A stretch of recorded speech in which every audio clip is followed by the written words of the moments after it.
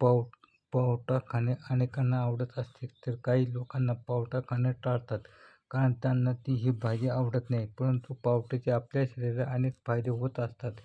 पोटदुखीपासून ते कानदुखीपर्यंत पावटा अनेक आजार गुणकारी आहेत.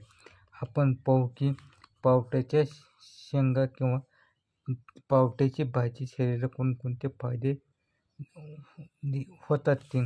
जर आपणास आम्लपित्ताचा त्रास होत असेल, त्यामुळे पोटात जळजळ होत असेल, तर आपण पावट्याच्या शेंगांचा काढा बनवावा.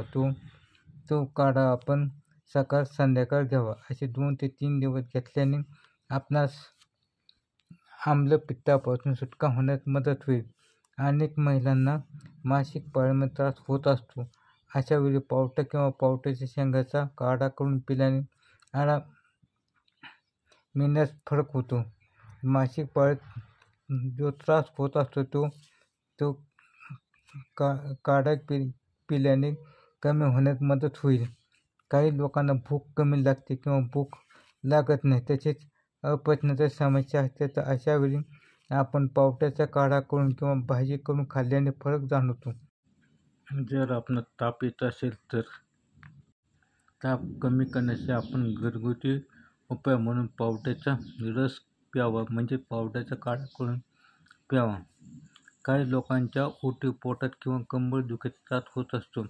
तो त्रास कमी करण्यासाठी आपण आपल्या आहारात पावट्याची भाजी आठवड्यातून 2 ते 3 वेळा खावी. त्यामुळे आपणास फरक जाणवेल. आपली खूप जुनी जखम किंवा शरीराच्या एखाद्या भागावर वेदना जाणवत असेल, अशा वेळी आपण आपल्या आहारात पावट्याची भाजीचा नियमित म्हणजेच आठवड्यातून 2 ते 3 वेळेस समावेश करा. आपणास फरक दिसून येईल. काही लोकांच्या कानाच्या समस्या, जशी कान ठणकणे इत्यादी, त्यासाठी आपण पावट्याचा रस काढून 2 ते 3 थेंब कानात टाकल्याने आपल्या कानाच्या वेदना ठणक कमी होण्यास मदत होत असते. अशा विविध समस्यावर पावट्याची भाजी किंवा पावट्याच्या शेंगा फार उपयुक्त ठरत असतात.